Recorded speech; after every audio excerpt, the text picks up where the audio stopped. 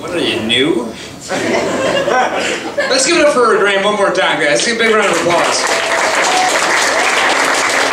So I'm really excited to be back. It's been 7 months since I've been gone, so let's give it a shot, shall we? So on that note, I love penis. Penis is awesome. But hold on, I love my penis. I'm fascinated. I think dick is just a wonderful thing.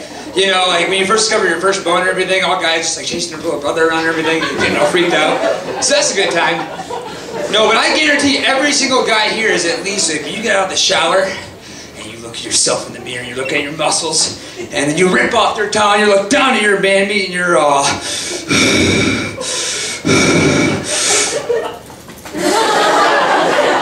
or for the more daring dick shaker, you kind of do like the tuck back, also known as the mangina. You're all like, dude, check it out, I'm a chick, man, like sweet. It's like, fuck. The funniest thing for me about that joke is that you all just thought about the shape and size of my dick. I hope you were generous.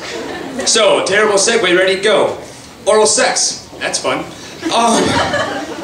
So no, like, I've learned a lot of things in my sexcapades to this day. It's a good time, obviously, but I've learned to recognize certain types of different women from how they perform their fallacious techniques. Right? I've learned this. When a woman puts her hair in a ponytail before she starts to plunger down under, you're in for a treat. Let me tell you, it's like a shot band with clips on it. Like here it is, like here you are. 3 things are about to happen right now as this is going down. First, your toes are going to curl up. Second, your butthole is going to pucker up down to the Fort Knox. And finally, for the next 5 to 10 minutes, you're going to resemble that of a donkey with epilepsy. You're going to look just all... start kicking the leg and shit. But here's what I've learned though, this is the problem with that. And I'm not talking women that give good head, I'm talking women that give great head. Chances are 9 times out of 10, they're fucking nuts. And I say this because, so I'm in Detroit a few years back and I'm at the bar and I see this girl across the bar, she looks familiar. I realize she's my buddy's girlfriend, buddy at the time. And we're talking, we're flirting. I'm like, this is never gonna happen. They've been dating for years. Next thing I know, bar close comes up. She ends up taking me home. Now I'm gonna make this very clear. I was the victim. She took me home.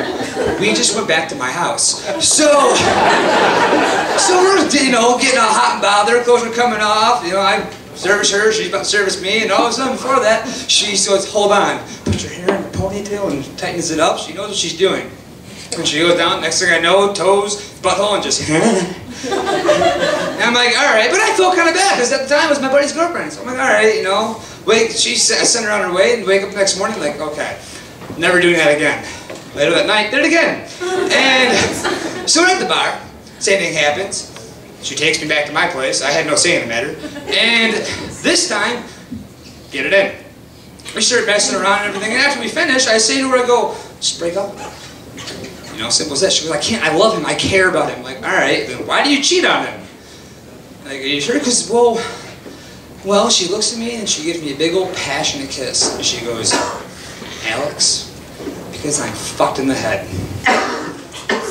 Yeah, this is the silence here is the silence I gave it. Like, alright. Now at this point, I'm going to say something very clear, ladies. And guys, at this point, the signs were there. She cheats on her boyfriend.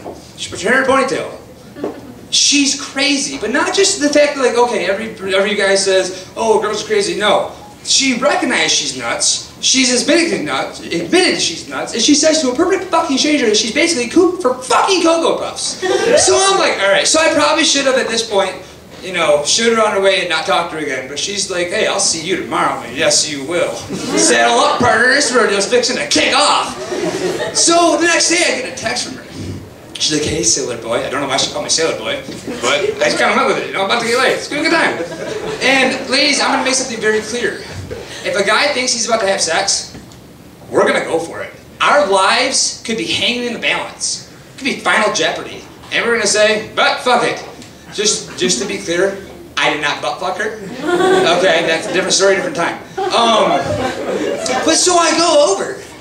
And I'm at her place, and we immediately just start getting all hot and heavy and everything. Clothes are coming off. Just kick open the door to her room, start stomping in, and she just throws me down on her bed. I'm like, all right, you're in control. All right. So she starts taking my hands and putting them to a bedpost. She starts tying me up. And the thought crossed my mind, probably should have ran. But I'm going to have sex. No, screw it. At this point, she starts blindfolding me. I'm like, all right, this will be a good time.